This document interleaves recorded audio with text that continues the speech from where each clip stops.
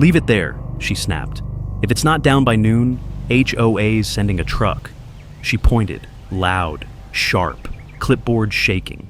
3 families watched. 1 kid gripped his father's hand. Nobody moved.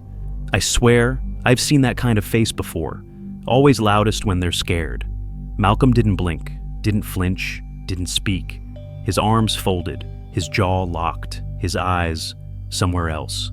On the sign, freshly screwed in. No fishing, spawning area by state order. She didn't read it. She only yelled. And he stood still. Because sometimes the best move is letting them think you've already lost. Most folks didn't notice the house by the water. It sat low, paint faded, porch light always off. No swing, no flag, no welcome mat. But he lived there. Malcolm Briggs, 65, retired civil engineer, didn't wave, didn't smile much. Not because he was rude, just done trying. He'd moved back after his wife passed. Didn't tell many, just showed up one day. Same denim shirt, same black coffee in the mornings, same walk across the dock. Always slow, always alone. There was one thing he kept, that bridge. Built in '63 by his wife's grandfather. Old pine, hammered by hand, rusted bolts still holding. No one crossed it but him. She used to call it our walkaway. Said it looked like a path out of the noise.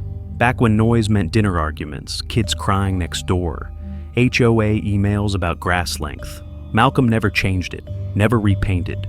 Every board still rough, every splinter still in place. But once a month, he'd fix one nail. Just one. Quietly, no one watching. Not for the view, not for property value. But because it was the last thing she ever asked him to protect. She'd whispered it in hospice, fingers too weak to hold his. Don't let them tear it down. Not that.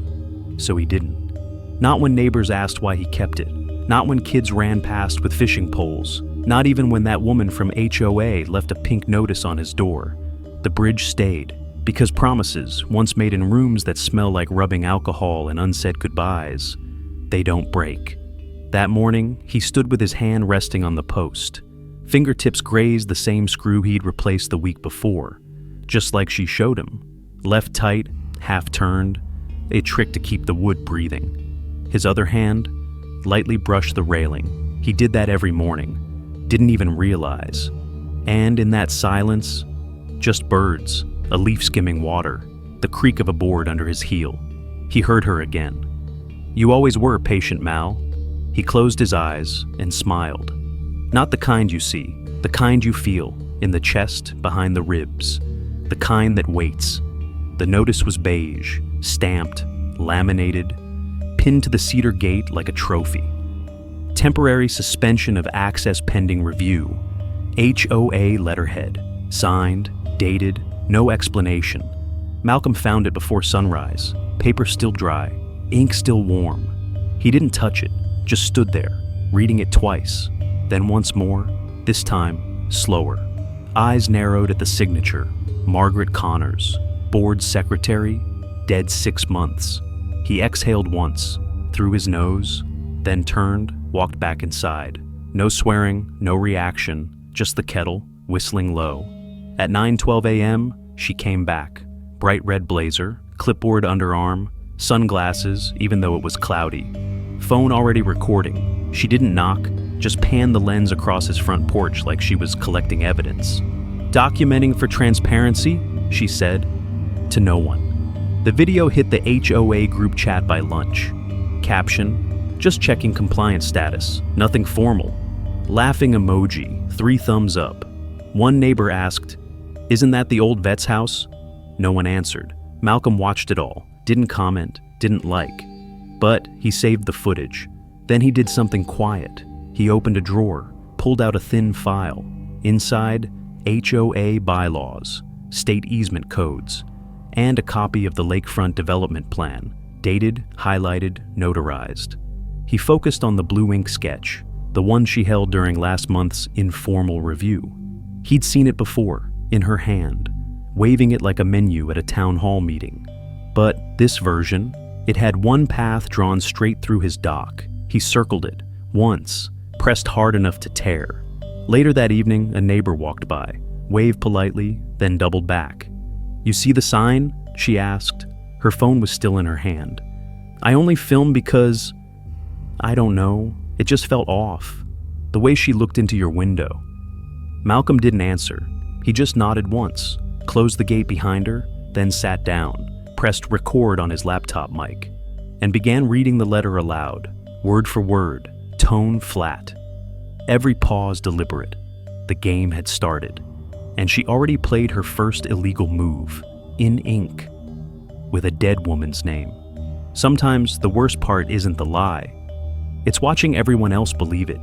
I've been there, where you know the truth, but they only hear the louder voice. If you've ever stood in that silence, knowing it's not your turn to speak, but your move to make, stay with us. Subscribe if you believe in smart stories, and drop a comment below, because your voice might be the one that changes the ending. The email came at 6:04 a.m. Subject line, final compliance request, 48 hours notice. Eleanor didn't BCC. She wanted an audience. Every homeowner on Lakeshore Lane got it. So did Malcolm. Her tone was firm, quoting policy, citing community cohesion and visual standards. She even attached a photo of the dock, zoomed in on chipped paint. "Eyesore," she wrote, "to be removed immediately." She CC'd the mayor's office, the local fishers group, a retired councilman. She wanted this public. Malcolm didn't reply. He clicked forward. No message, just attachments. His cursor hovered over one more file, a grainy PDF dated 1973. Protected spawning zones, base region C, DNR map. He sent it to the state's Department of Natural Resources. Subject, urgent review, possible violation of Section 117-C. Then he stood, walked outside. Mid-morning sun sharp across the water. He didn't look at the dock. He looked past it, toward the willow tree, branches low, moss hanging like curtains. Behind it, a weathered sign nailed crooked to a gray post, the faded lettering almost gone. He wiped off the dirt, took out his flashlight, angle low, read it out loud. Restricted aquatic habitat, code 117-C. Etched in, not printed, still there after all these years. He took a photo, saved it under quietproof.jpg. That night, he wrote a letter, by hand, 2 pages, neat cursive. Addressed to Harold Pike, structural engineer, retired, worked the lake during the 80s, back when no one cared who owned what. Just that the fish came back every spring. Malcolm underlined one line. The dock has not been altered. Same footprint, same load-bearing posts. Would you be willing to confirm? He included a Polaroid, the one his wife had taken. Spring of 1984. 2 lawn chairs, 1 tackle box, and a girl, Eleanor, age 13, sitting on the edge of that same dock, holding a popsicle. He didn't mail it right away, just held the envelope a while, taped it shut, slid it into the box. Across the street, porch lights blinked on. Another HOA meeting scheduled, another vote incoming. He didn't go. Instead, he lit a small lamp on the dock, set his chair down, opened the DNR guidebook, highlighted 3 statutes.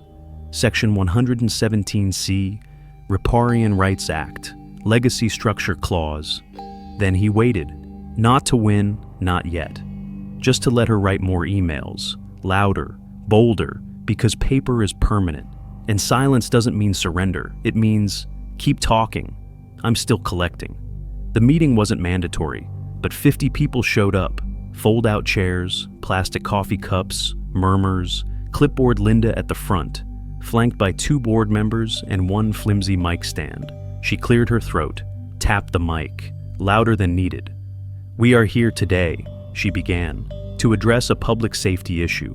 The structure located at Lot 27B, commonly referred to as the Old Dock, has been deemed hazardous under Section 14.3 of the Lakeshore Covenant." A few heads nodded. Most blinked, waiting.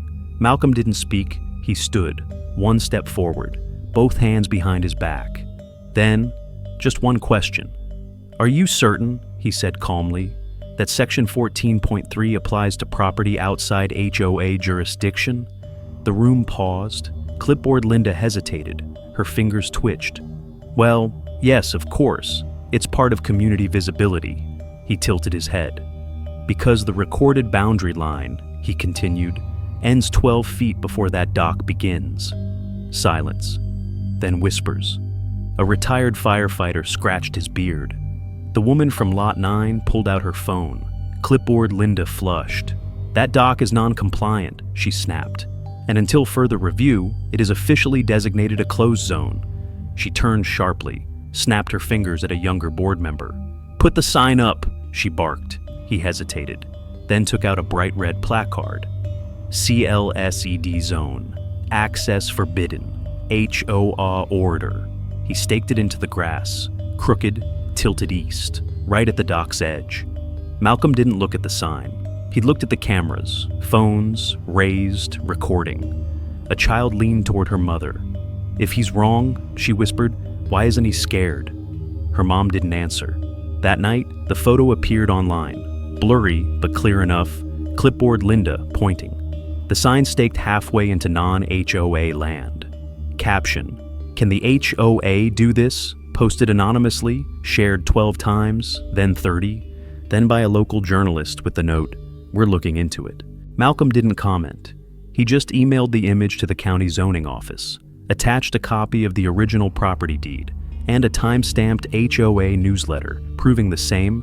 Eleanor once celebrated the dock during a summer community event in 1996.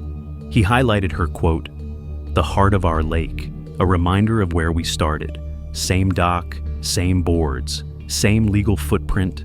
The only difference, now she wanted it gone."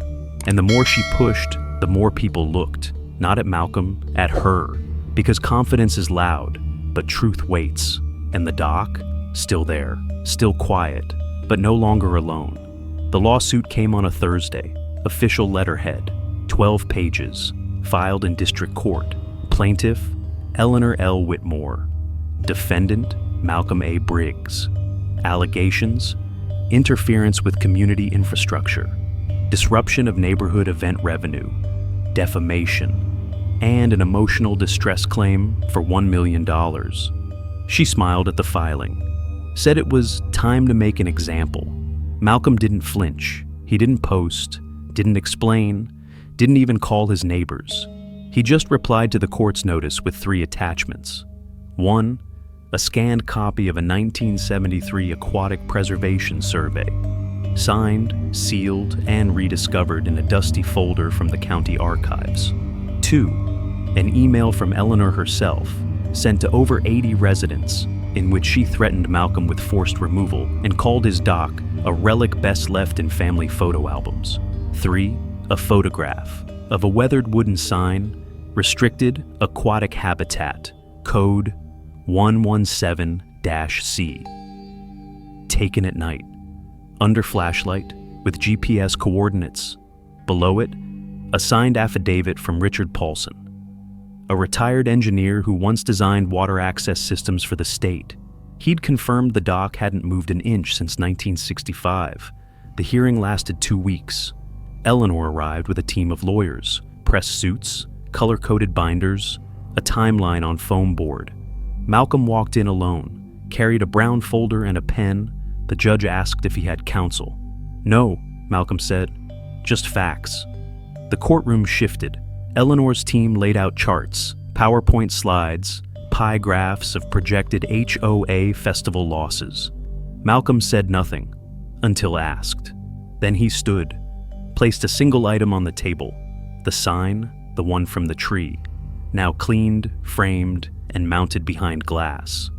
"Was this there before the HOA existed?" the judge asked. Malcolm nodded. "Yes, Your Honor." Eleanor's attorney objected. "Where's the proof of jurisdiction?" Malcolm placed a printout beside the sign. County jurisdictional map. Dock clearly outside HOA bounds. Survey line highlighted in yellow. The judge leaned in, read quietly, then turned the page. "Mrs. Whitmore," she said, "you submitted this complaint citing community disruption. However, your own emails contradict your claim." Eleanor opened her mouth, then closed it. Someone coughed. No one moved. The judge turned to the gallery.